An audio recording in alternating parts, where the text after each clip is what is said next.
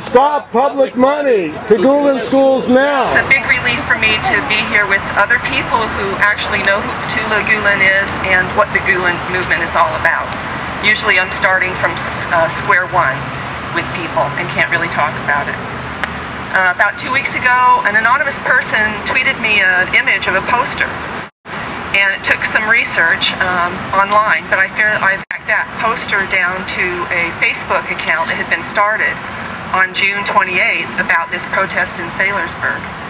I don't know if you're all aware of it or not, but probably right now, about 500 protesters are in this tiny, tiny rural town in Pennsylvania outside of Fetullah Gulen's compound, the Golden Generation Worship and Retreat Center, and they are protesting him. It started, let's see, it started about 1 p.m. Eastern Time. People from all over the United States have traveled to protest him. I've been aware of Fetullah Gulen and the Gulen movement for over 3 years, and I'm extremely concerned about their charter school expansion. It's massive. They operate the largest network of charter schools in the country. I'm especially concerned about the fact that people don't know about Gulen. They don't know about the activities of his movement. They don't know how they operate. And this group is just continuing to advance and advance and advance in this country, and Americans aren't aware of it. What I've learned about them for the past few years, because you see, when I started, I didn't know anything. I didn't know anything about Turkey. I didn't know anything about, when, I basically didn't know when the Ottoman Empire dissolved after, the Central Powers lost in World War I. I didn't know anything. So I've learned about all this from reading and reading and reading over the past several years, the past 3 years. And I've seen with my own eyes kind of how this group operates. I've been attacked online by them. I know they've done cyber attacks on people from Turkey to Gulen critics here. There was an article about that about a month ago in Wired. There's just so much shady stuff going on with this group that people need to be aware of. And a group like this should not be running the largest group of American charter schools.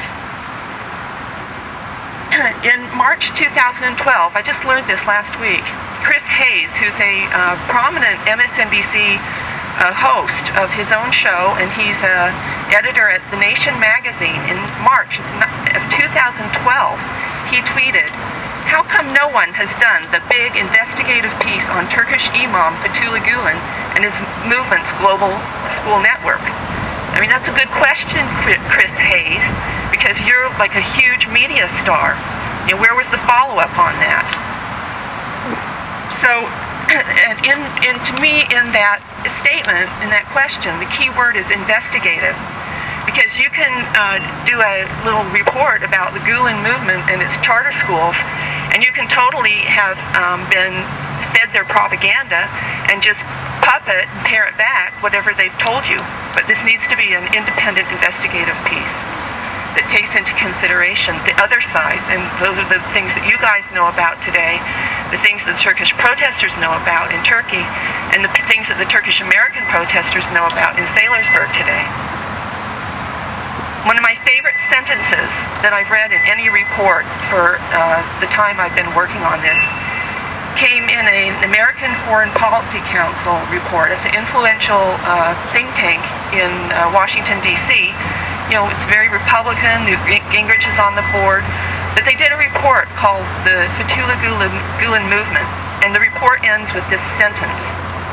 The charter school experiment has resulted in the United States being the only country in the world where the Gulen movement has been able to establish schools fully funded by the country's taxpayers. Okay, everybody got that?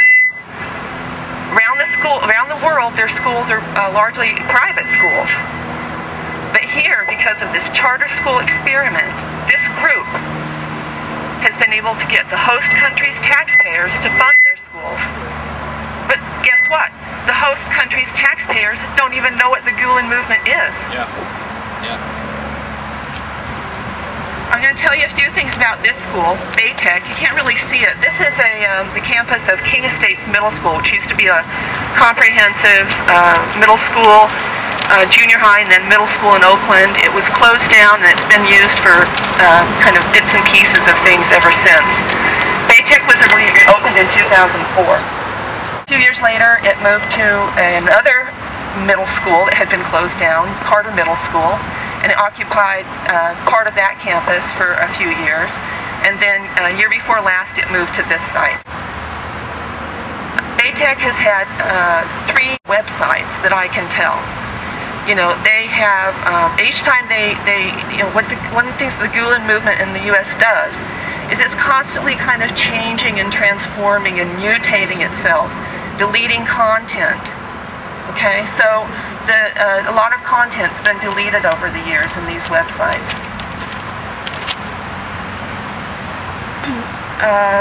The Gulen movement, or basically in California, right now there are 13 Gulen charter schools. Okay, the first one was started in Southern California in 2002. There are 2 operators of schools. The Willow Education is the nonprofit that operates Baytech, the Area Technology School. They're closely associated with Magnolia Public Schools, which is now the 3rd name of an organization that started out as called the Dialogue Foundation. Now, if you know anything about the Gulen movement, you'll know that dialogue is one of those buzzwords. So the first organization, the first CMO's name for Magnolia was Dialogue Foundation. Then it moved to Magnolia Educational and Research Foundation, and then a couple of years ago it morphed into Magnolia Public Schools. Okay. Now Baytech engages in services with Magnolia on a regular basis, and at least in one of their board agenda meetings last year, they said they're going to merge with Magnolia. So that's the status of Magnolia now. Now, these total of these Gulen charter schools in California received in 2001 alone over nearly $26 million. Okay, that's 1 year. Across the country, the Gulen charter schools that number 135, soon to be 140 because new schools are going to be opening in about a month, make well over $400 million a year. A year is what our taxpayers are giving to them to advance their goals using their charter schools. Now, these schools, they hire American teachers. You know, there could be American teachers coming, if school was open, coming out to us and saying, you know, we're not Turkish or Turkic. And, critically, all the control of the finances, all the control of the school is in the hands of the Gulenists. They also use the schools to import their teachers. I've been trying to get the unions to care about this, but so far they haven't taken interest. In the period between September 2004 and July 2010, listen to this about how many teachers they've applied for visas. Keeping in mind that all the money for the applications of the visas are out of our tax dollars. 1 business operations specialist, 7 computer and technology instructors. This is one school. This is this school that has around 200 kids. This is over a period of time. 7 technology instructors, 3 principals or education administrators, 2 facilities and system managers, 13 math teachers. 13 math teachers. 3 network and computer system managers, 13 science teachers, and 2 Turkish language teachers. Now, the categories of those positions is totally typical across the country of all these schools.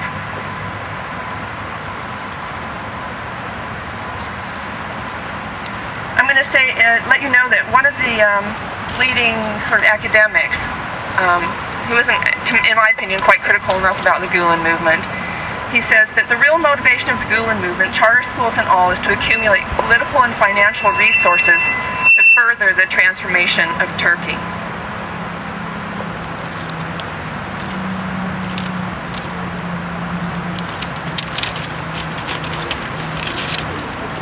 Why a controversial group like this is running all these charter schools without the public knowing about it, you know, is not right, and it's something that's got to be changed. The Gulen movement also gives some of it shares its taxpayer largesse with its friends, with other people in the movement. So you've got a company called Kismet Properties that that does all the property management for Magnolia. They use the same uniform company. All their schools in the regional western area use the same company for that. People on the Magnolia board have gone on to work for Kismet Properties. People on the Magnolia board have gone on to work for, and the Baytex board have gone on to work for something called Accord Education. That's another service provider that provides services to all the Gulen schools in the western region.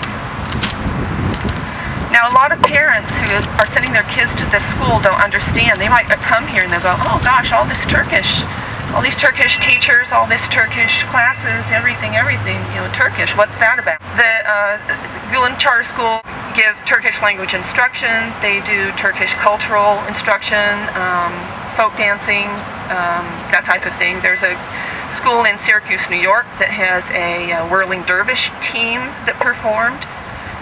Part of the Simazan Simas ceremony.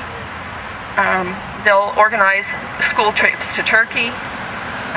They'll engage, the ones in California engage their students in events sponsored by the Pacifica Institute. WikiLeaks cable revealed, I mean, it's pretty well known that the Pacifica Institute is Gulenist. So students from this school have been taken down to the Anatolian Fest down in Southern California. They've been taken to the Turkish language contest, and Turkish language, a team of them, and then teams of students from these Gulen schools compete against each other so they can go to the big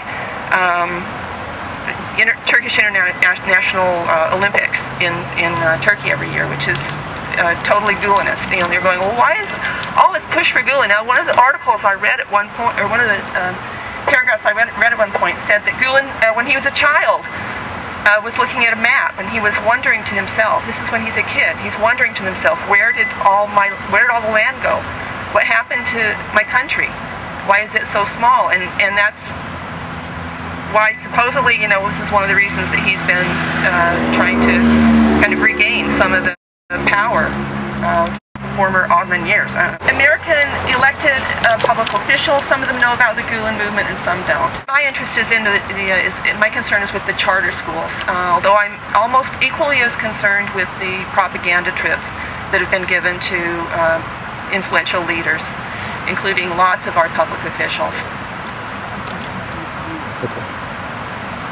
They're very good at giving gifts and awards also.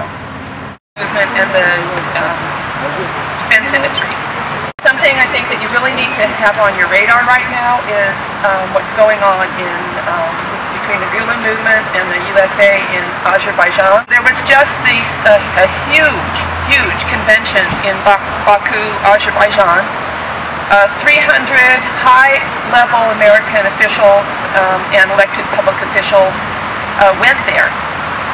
There's no comprehensive list that you can find of who went, but you can go to this website. It was this convention was organized by the Turquoise Council of Asian Americans. It's a big, huge Gulenist organization in Texas.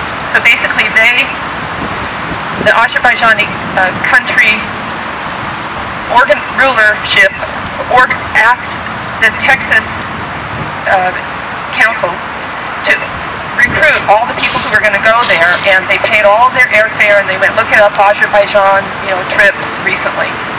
So if you go to the website, this is all about who sponsored that was the state oil company of Azerbaijan, and then all the other big oil companies, because there's a lot of natural gas and oil in the Caucasus and in Central Asia that had not been previously tapped. So that's one of the reasons people want to get their paws on that, on those natural resources. And this is a huge part of what's going on with the Gulen movement that needs to be exposed. So, you know, enjoy yourself looking through their website of this Azerbaijani U.S. Recent convention that was hosted by the TACE out of Texas. First, I'd like to say that yes, we're all in solidarity with the BART workers, and don't ever apologize to us. We are all workers, and we are united together here in California, across the country, and globally. Certainly, we're in solidarity with the people of Turkey who are trying to take their country back, and we're definitely in solidarity with them. I did not know myself very much about Gulen. I was an attorney for the agency that licenses school teachers in California.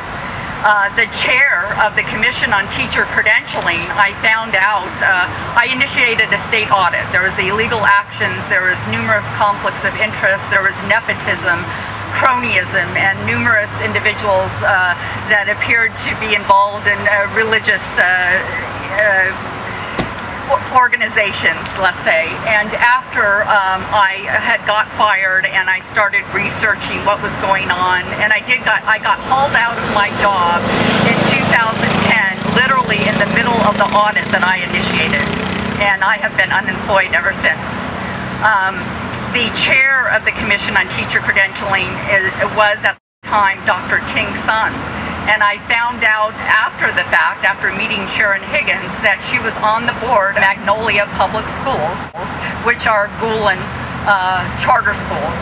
I began my own research into Gulen and asking my friends from Turkey, and they said, "Ooh, he's bad, he's an extremist, he's trying to radicalize and create divisions," and numerous charter schools were disallowed and removed from Russia and the Netherlands and other parts of the world. And so I really just have been doing my own research, like not as much as Sharon and other people who have talked, but I saw YouTube just this past week of a woman who married a man from Turkey. Yeah, I was watching the video, and I guess they threatened that if he didn't divorce her, they were going to deport him back to Turkey, and all the money that he makes for the Gulen charter school, a very large percentage of it has to go back to the Gulen movement. I mean, it sounded like extortion, and so I too have been very concerned about this movement, because here I am, an attorney working for an agency that dealt with education, and I really did not know anything about it. I've since read Sibel Edmonds' book, and I too found out, according to, I think, a translate. I read her book, which is Classified Woman. She self-published it, so you have to order it, I think, online. And she speaks of Graham Fuller and numerous other government officials that essentially, at one point, she's basically saying that NATO planes with drugs are coming into the U.S. and weapons are going back to Turkey and on NATO planes. And she spoke about Fetullah Gulen, the madrasas, and are being used not just in terms of finances, but I heard today about the finances. I mean, defense contract, that's like big money. So when we talk about Fetullah Gulen, it's probably not just schools, it's probably defense contracts. So weapons and arming Al-Qaeda and all of that, which the CIA is involved in. We all know that, everyone here anyway. That's big money. It's, big money. Oops. And so it's very concerning, and we really need to speak out without fear of retaliation. And I think I'll just wrap it up by saying that, as everyone said today, we should all be able to speak our voice without getting fear of retaliation in any form. I also am very supportive of Edward Snowden. I don't know how everyone here feels about that, but I am cheering him on, and practically Russia is giving him asylum by allowing him to stay there, and I think it's great, because I think the American people have been lied to, and we have been hated around the globe, and that's unfortunate, because there's a lot of American people that do not like and kind of almost hate, which is a strong word, I know, our government, who are essentially very corrupt.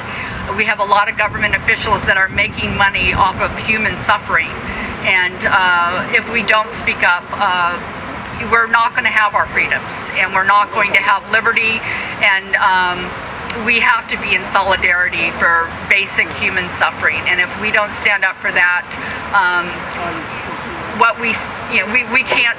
we're essentially supporting. If we stay silent, we are supporting the corruption and the killing that is using American tax dollars around the world, and we can't support that. I certainly can't support that. Thank you. We need to see, yes, the schools are being privatized by Gulen's movement and by the neoliberal politics here and in Turkey and around the world. But we need to see what's going behind. This is not just the schools. We need to understand the organization that's behind this. We need to understand who works with whom to be able to come to this level. With 140 countries in the world having more than 1,000 schools owned by this person. But it's not a person, it's a movement. And this movement cannot have flourished if it did not get the support from the very high ups. So this is where we come to ask the questions on why does Bill Clinton fly around the world and go to each country and bang on their doors to Gulen's schools? If we don't ask this question, we will not know why Gulen is so important, why Gulen is so rich, why his movement is around the world. If we don't ask the question on who brought Gulen to the United States when he was a wanted man in Turkey. Would you like to know the CIA agent's name that signed the reference letter to allow Gulen to stay in the United States? His name is Graham Fuller. Now, keep that name in mind. Where else did we hear the same name? About a month ago, I guess people have heard the Boston bombing. Well, when those kids were, known to the public, the uncle came up saying he's a loser and so on and so forth. That uncle's father-in-law is a CIA agent, and the CIA agent came and said, I have nothing to do with this. Guess what his name is? Graham Fuller. The same person that signed the reference letter for Gulen to be in the United States is the same person related to the Boston bombers. And is it any wonder that the director of the CIA goes to Chechnya, goes to Dagestan, and opens up a Muslim so-called resistance committees and resistance organizations where the Boston bombers come from? All the neoliberals that you have in Bush government and this government are related to this organization. This is not a coincidence that we are having this. And it's not a coincidence today that Gulen's movement has captured not only the schools, they have more than 200, they call the houses of light, where they capture the poor students in Turkey, give them food, give them shelter, keep them in houses and organize them and brainwash them to work for the organization. Well, when the Gezi Occupy happened in Turkey, we started hearing from the Prime Minister that it was the finance lobby that was behind this. Well, excuse me, but in 1990s, when the big banks, big finance organizations were gaining ground in Turkey, look at the pictures, who's in those pictures, cutting the ribbons of those institutions. It was today's Prime Minister Erdogan.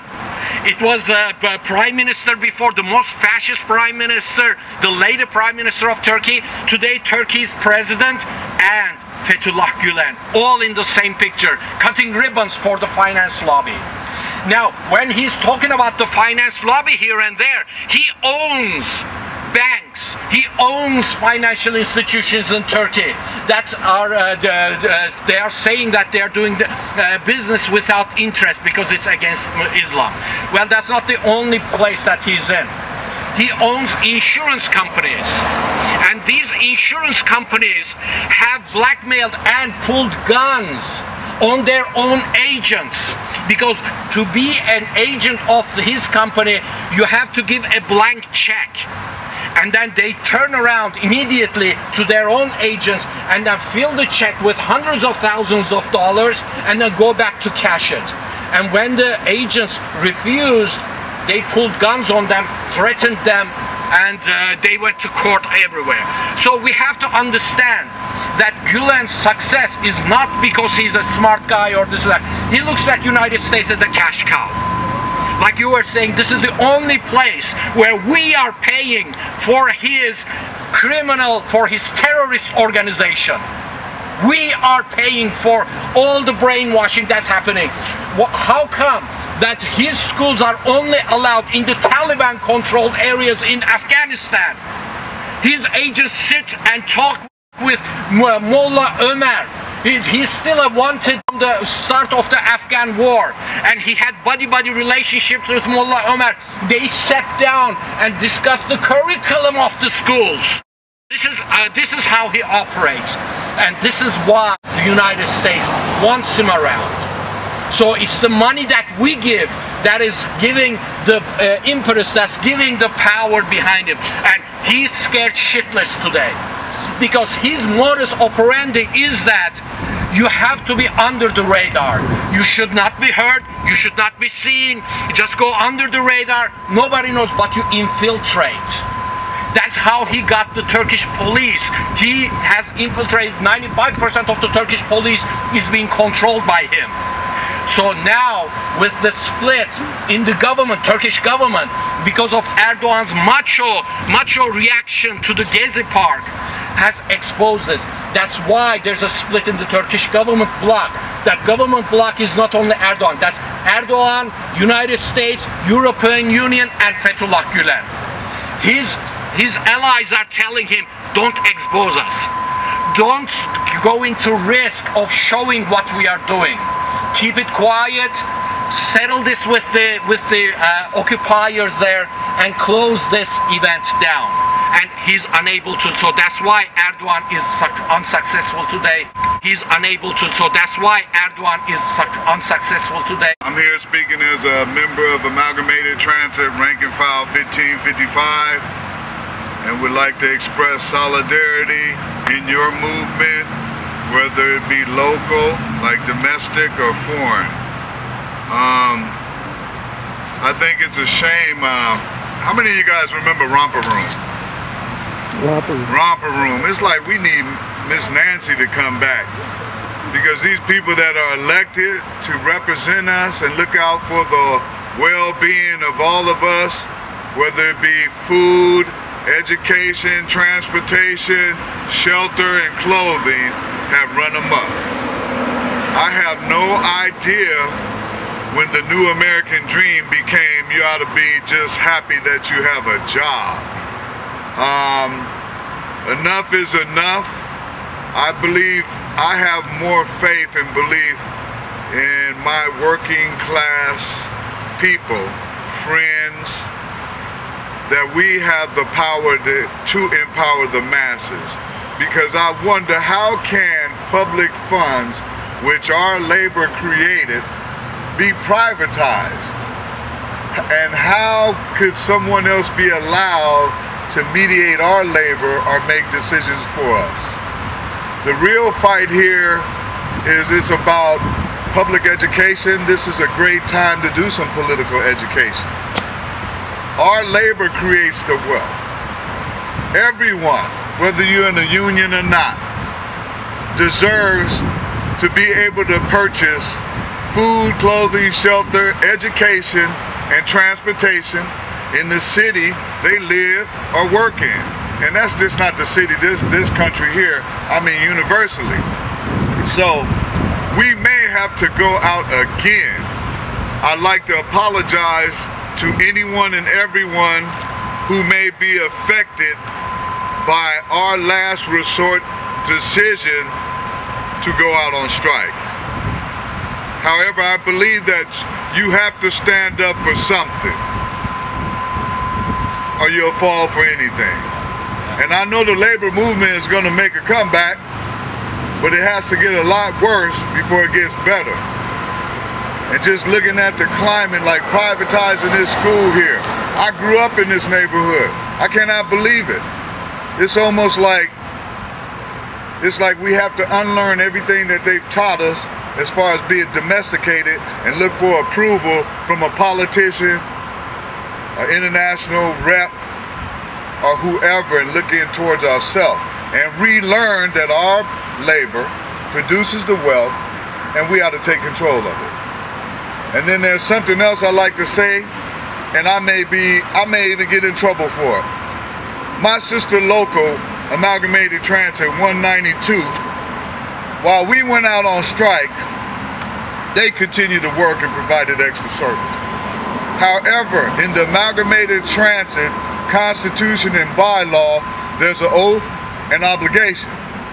And I don't have it in my back pocket right now. I was looking for it. However, part of that oath and obligation is never to cross a picket line when we're out on strike, but to also honor someone else if they're out on strike and locked out.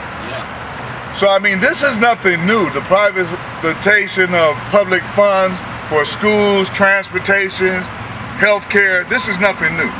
And for the international to sit up and blow this opportunity, because we live in the Bay Area. We have the 6th largest economy in the world if it was a nation. And you have two of the most powerful organizations, Amalgamated Transit 192 and 1555, who in the last general strike, July 27, 1946, the last general strike was here. And the next one is probably going to be here on August 4th. So I'm calling everybody out, whether you union or not. If you believe that your labor ought to be able to purchase food, clothing, shelter, transportation, and education.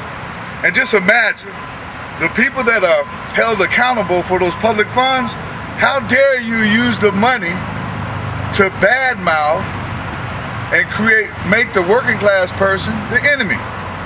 When you go out on strike now, it's just like being in the civil rights movement, putting everything on the line. You're not getting paid. The only thing missing were the police dogs, the fire hoses, and the police whooping our butt. But now they use the media. You know? Yeah. So I mean, unlearn what you've learned and relearn. We have a whole different paradigm to fight. We cannot whoop them using their rules. It didn't happen in the 40s or the 30s. There were laws. I mean, this is a great moment to politically educate people. Not just speaking to like the choir here, my fellow rank and file troublemakers. However, to educate the public, because a lot of people don't know, the public don't know, hey man, because of the unions, the trade union, that's why your child is not at work.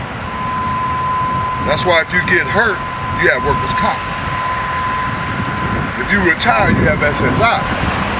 So this is a moment, and actually for us to all to put our differences aside and work together for food, clothing, shelter, education, transportation on a 40-hour work week. And that, my friends, affects everybody. Every one of us. So I just want to say thank you very much. We are in solidarity with you. We invite you out on July 27th is the anniversary of the 1946 general strike. 54 hours, 100,000 people showed up in the Bay Area. Now, we carry 400,000 people in the Bay Area. So I like those 400,000 to show up in support. Let's shut it down. Show the bosses who act like children in the playground that have power now. But your real power is empowering the masses for the collective good of all of us. So don't act like a child now and say, oh, I made a mistake, but you're not going to stand up because you have our public funds to pay off everyone. We are here in solidarity with everyone. The problem is we have 6 million students in the state of California that go K-12. Yeah. Over 90% go to traditional public schools. Right. There shouldn't be two parallel universes. Right. The charter schools have no elected school board members, no public accountability, no public voice. They hire, a lot of them do hire friends and family members, give themselves six-figure salaries. The administrators, I know because I worked with one, so I'm very familiar with it, and that's the problem. It's the financial structure, not that they're not doing good work and there aren't good teachers, there are, but it's these parallel universes. If charter schools had good concept, then use them so everyone can benefit. Every school should be a good school, not just some. even 5 or 10 years ago, when I would hear about privatization of education, and I've been writing about it for some time, I thought, well, they're trying to make public education worse. They're trying to do some downsizing and cutting. They're trying to eliminate jobs of public school teachers and make conditions worse. But they're not really out to privatize everything. Well, if you know what's going on now at City College San Francisco, and what's going on in the Philadelphia public schools and the Detroit public schools, and closing over 50 schools in Chicago. Philadelphia, they've given layoff notices to almost 4,000 teachers, closing 23 schools. Chicago closing 54 schools and laying off a couple of thousand teachers. Detroit basically has been taken over by the state of Michigan years ago, and they're just battering it.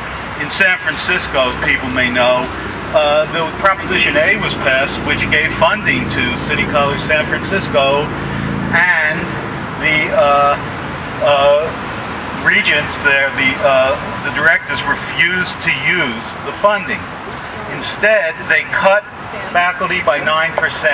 They've cut many programs, and the accrediting agency has come in and said, if you don't essentially implement the program of the corporate Lumina Foundation and Arnie Duncan Department of Education to turn this into essentially a vocational training institute and stripping many of your electives, cutting faculty, using a budget deficit as the excuse, then we are going to strip your accreditation. They stripped the accreditation, refused to apply.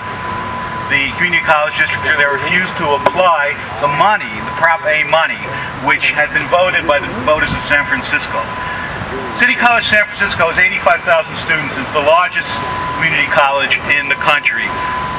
Doing what they're doing, removing accreditation in order to batter it down or even close it, is one of the key blows in the war against public education. What does that have to do with the Gulen School and charter schools? It has everything to do, because it's part of the same attacks. What charter schools are doing are replacing public schools with what they call public charter schools. But charter schools get public money, but they are not under the control of the public. First of all, their boards of directors are privately appointed. Secondly, they are exempt from large parts of state education codes that protect students from abuse and protect working conditions and due process of teachers and staff. And so when you read over and over again about this atrocity or that atrocity that's going on in charter schools, it's not an accident. They have been exempted from large parts of supervision, and then in addition, because of the collusion and complicity between the state apparatus, the education department, the government, and the private corporations that are moving in, because of that collusion, they even turn a blind eye to those regulations that still exist. This privatization is aimed at busting unions. It's aimed at making conditions much worse for students, many of whom they no longer see a need to educate because of the deindustrialization and loss of jobs. They want to educate a narrow strata for high-skilled jobs, and the rest throw on the scrap heap to come home in a body bag from one of our military adventures, or to just throw directly out into the street or put into prison.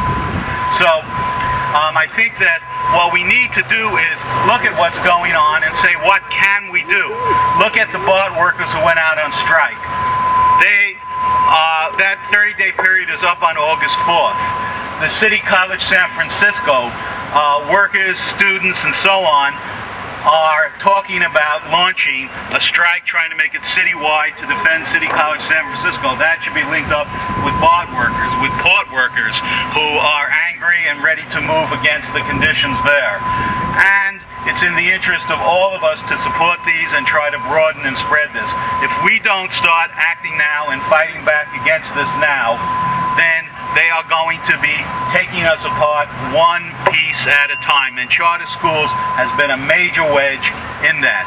I know that Other people here, like Sharon Higgins, are going to speak specifically about Gulen and know much more about it than I. But I want to make the general point of what's been going on and the importance of our getting together now and fighting back against this. Thank you. We're seeing a lot of science and public work being done by contractors in the state of California and nationally and internationally by the United States government.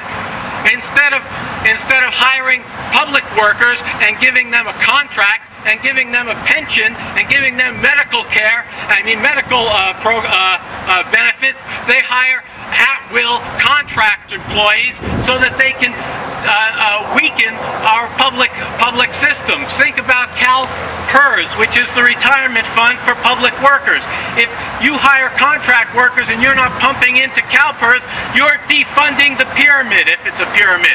In other words, you're not putting it at the bottom for the people who are supposed to pension out towards the end of their careers.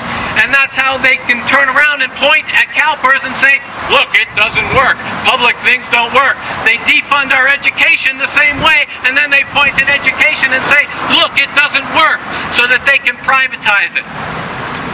The fight against privatization can only be won by the working class taking back its organizations and fighting against the capitalist parties. Now, the issue that we're facing as public workers and why we're losing fight after fight is because our trade unions are tied in to the Democratic and in some cases to the Republican parties. The working class and the capitalist class cannot be in the same political party and fight each other.